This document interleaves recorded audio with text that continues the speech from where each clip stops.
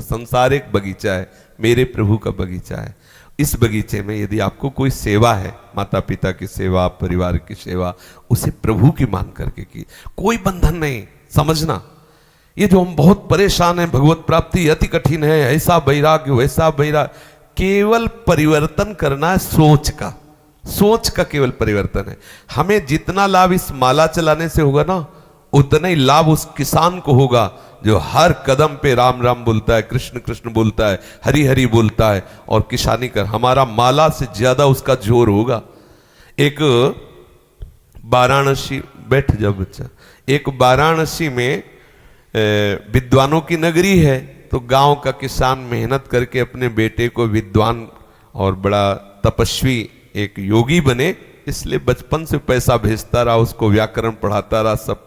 और बेचारा किसान था पर बहुत भक्त था, प्रतिपल नाम जप करता। अब बहुत वर्षों बाद उसका जब पुत्र आया तो उसने अपने घर में देखा तो देहात का सब, तो हे भावना हुआ कि मेरे माता पिता क्या, मतलब ऐसा।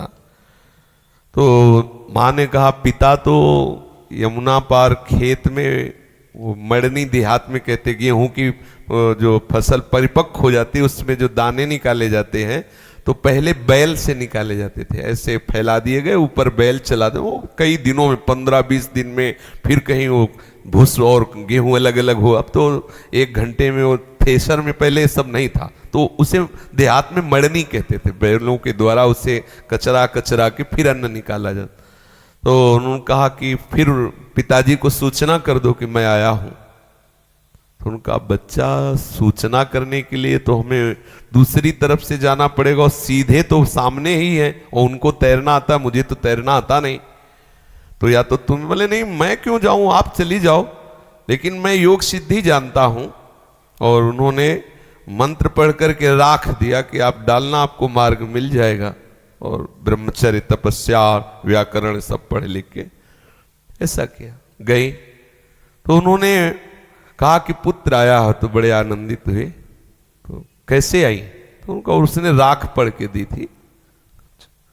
अब जाऊं कैसे, तो भूस दे दिया, कहा राम राम राम राम, ले इसको डाल देना। तो वो जब आई तो भूस डाल के आई, तो वैसे ही हुआ। अब जब आई तो लड़के से कहा कि पिताजी आ रहे।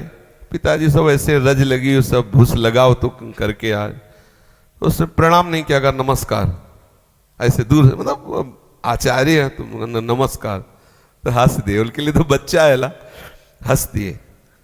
तो उनका पिताजी हंसे क्यों, बोले बच्चा हम तो तुमने पढ़ाने लिखाने के लिए भेजा था, लेकिन तुम तो मूर्खता पढ़ के आए हो। विद्या विनयम ददाति, तुम्हारे अंदर विनय नहीं है, इसका मतलब तुमने विद्या का अध्ययन नहीं किया। बोले कैसी बात, किसी भी शास्त्र से कुछ, बोले ये अहंकार है, विद्या नहीं। विद्या का प्रभाव है, वो नम्र और विनयशील हो जाता है। ये शरीर तुम्हारा पिता है और तुम नमस्कार बोल रहे हो, ना तो झुककर मस्तक रखना, ना ये तुम्हें लग रहा है ना कि पिता गंवार है, किसान है, और मैं विद्वान व्याकरण पढ़ा, लेकिन इसी किसानी और इसी गंवार पने से तुमको विद्वान, तुम्हें विद्वान बनाया, तुम्हें वहां भेजा, तुम्हें इतना पता नहीं। तो उन्होंने कहा माताजी से कि माताजी जाने के लिए तो हमने राख दी थी, आई कैसे, बोले पिताजी के भूस देने से। तो उनका पिताजी आप में ऐसी कौन सी शक्ति आई, हमने तो मंत्रों का अनुष्ठान किया है।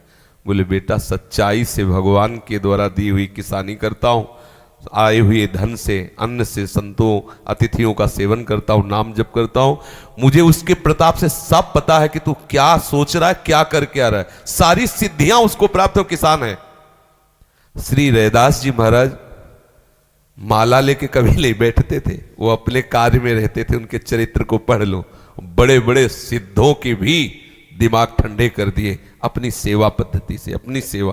तो जिसको जो सेवा है, वो एक गृहस्थी की अपनी सेवा करता हुआ भजन करे।